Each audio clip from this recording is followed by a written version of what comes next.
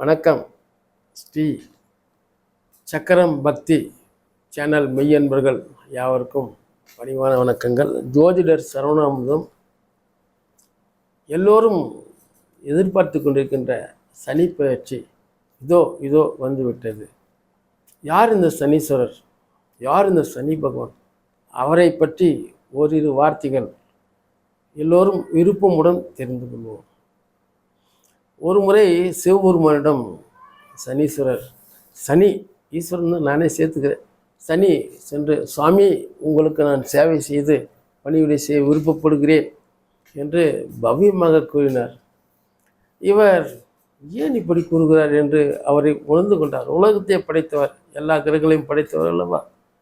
இவர் நம்மை பிடிக்கப் போகிறார், அதற்கு தான் இப்படி பவ்யமாக இவர் பேசுகிறார். சரி, என்னுடைய வேலையை முடிச்சுட்டு நாளைக்கு வரேன். நாளை நமது மனிதர்கள் கணக்கு நாளை அவர் வருகிறேன் கொஞ்சம் இரு அப்படின்னு சொல்லிட்டு நாளைக்கு வான்னு ஒரு குறிப்பிட்ட காலக்கெடு கொடுக்குறார் சிவபெருமான். சரி என்று உலகத்தின் உலகத்திற்கு அப்பாவாயிட்ட சிவபெருமான் எல்லா வேலையும் முடிச்சுட்டு வருவான்னு இவர் காத்துக்கிட்டு இருக்கார். சிவபெருமான் என்ன செய்கிறார்? தாமரை தடாகம், ஆலமரம், அதனுடைய வேர்கள் தாமரை தடாகத்தில் ஊடுருவி சென்று கொண்டு இருக்கின்றன. அந்த வேருக்கு இடையில் இவர் ஊடுருவி சென்று அமர்ந்து கொண்டுகிறார். நிஷ்டையில் ஆழ்ந்து அமர்ந்து கொள்கிறார் சிவபெருமான். ஏனென்றால் அவர் சனி வந்தால் பிடித்து கொள்வாரே.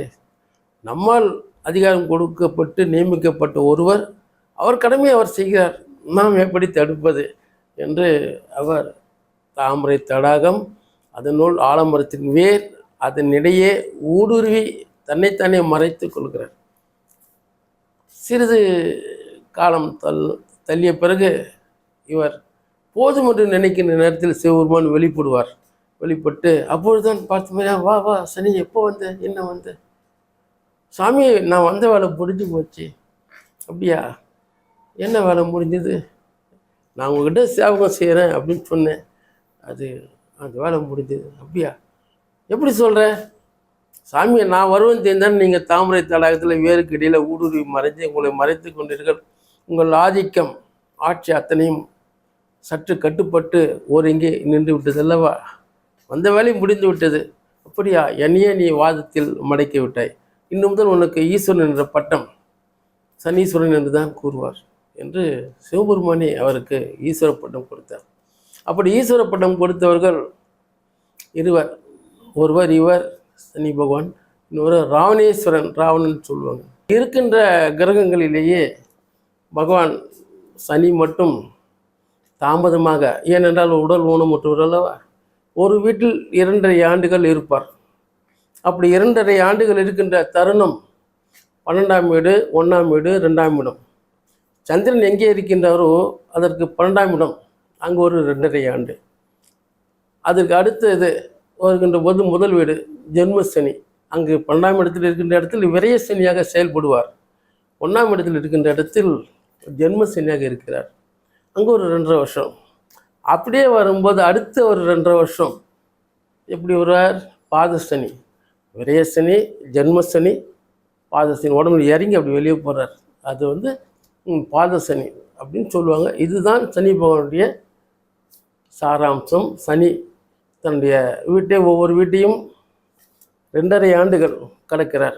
ஆக அந்த ஒரு வீட்டுக்கு 2.5 ஆண்டு என்னும்போது 12 வீட்டை கடக்கும்போது 30 ஆண்டுகள் இருக்கிறது. அதுதான் ஜாதகத்தில் சொல்லுவார்கள், 30 ஆண்டுகள் வாழ்ந்தாரும் இல்லை, 30 ஆண்டுகள் வீழ்ந்தாரும் இல்லை. ஆக சனீஸ்வர பகவான் எல்லோரையும் உயர்த்தி விடுவார். நீதிமான், உலகத்தில் சுப்ரீம் கோர்ட் ஜட்ஜி, ஐநா சபை மாறி அவர் ஒரு எல்லோருக்கும் நீதி வழங்குவார். தவறு செய்யாதவர்களும் இவர் நெருங்கவே மாட்டார், சிறந்த சிவபக்தர்களை அணுகவே மாட்டார். ஆகவே அவருக்கு உண்டானது நாம் எல்லோரும் நல்லபடியாக இருக்க வேண்டும், தர்ம நியாயத்திற்கு கட்டுப்பட வேண்டும். அப்படி நன்மையை செய்பவர்களுக்கும் அவர் அருள் பாலிப்பார். சனி பகவானுடைய டியூட்டி, அவருடைய கடமை, அவர் என்ன? ஆயுள் ஆரோக்கியம், ஒரு ஜாதகருக்கு கௌரவம் தருதல், அவமரியாதை, சிறை தண்டனை மற்றும் எவ்வளவு நாம் கேவலப்பட வேண்டுமோ அத்தனைக்கும் பொறுப்பானவர் சனி பகவான் தான். அந்த பூர்வ புண்ணியங்கள் சிறப்பாக இருந்து ஜனன ஜாதகம் மற்ற ஜாதகங்கள் நன்றாக இருந்தால், அதே போன்று ஜாதகத்தில் சனீஸ்வர பகவான் இருக்கக்கூடிய இடங்களை வைத்தும் கோல்சாரங்களை வைத்தும் பல வகையில் இவர் சனீஸ்வர பகவான் ஜாதகருக்கு உரிய இடங்களை தருவார். அதே போன்று 4ஆம் இடம் சனி, 6ஆம் இடம் சனி, கண்டக சனி இந்த சனிகள் இருந்தாலும் கூட, சனி தசை இப்படி இருந்தாலும் கூட அவருக்கு உண்டான வேலையை அவர் செய்து தான் தருவார். ஆக இந்த கௌரவம், பதவி உயர்வு, பல சிக்கல், அவமானங்கள் இது எல்லாத்திற்கும் காரணகர்த்தா ஆயுள், முக்கியமாக ஆயுள். அந்த ஆயுளுக்கு காரணகர்த்தா சனீஸ்வர பகவான் தான்.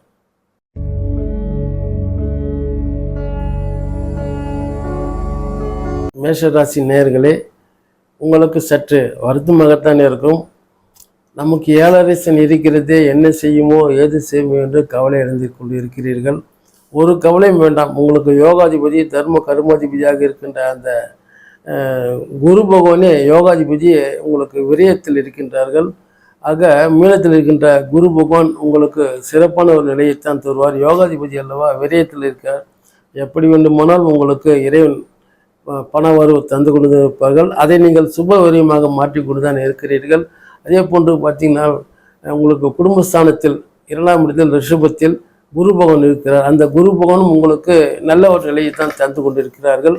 9க்குண்டானவன் குடும்பஸ்தானத்தில் அமர்ந்து இருப்பதால் பிள்ளைகள் வழியிலும் குடும்பத்திலும் சுப செலவுகள் ஏற்படும். அதே மாதிரி அந்த ரிஷபத்தின் அதிபதி 2ஆம் ஆதி ஆக வாக்குஸ்தானம், தனஸ்தானம் அவருடைய அதிபதியும் சுக்கிர பகவான் அவர்களும் உங்களுக்கு விரயத்தில் நல்ல நிலையில் இருக்கின்றார்கள். செவ்வாய் யோகாதிபதி நல்ல நிலையில், ராசி அதிபதி அல்லவா, அவரும் 3ஆம் இடத்தில் மிதுனத்தில் இருக்கிறார்கள். நினைத்தது நடக்கும், நடந்தது இனிக்கும். மற்றும் உங்களுக்கு பல வகையில் கெடுபடியாக இருந்து வந்த ஒரு சில காரியங்கள் கூட உடனே உங்களுக்கு முடிவடையக்கூடிய நிலையில் இருக்கின்றது. குடும்பஸ்தானத்தில் குரு பகவான் ஆக அவர் தர்ம கர்மாதிபதி இயக்கத்துக்கு உண்டானவர் அல்லவா, அவர் உங்களுக்கு விரயத்தில் இருக்கிறார்.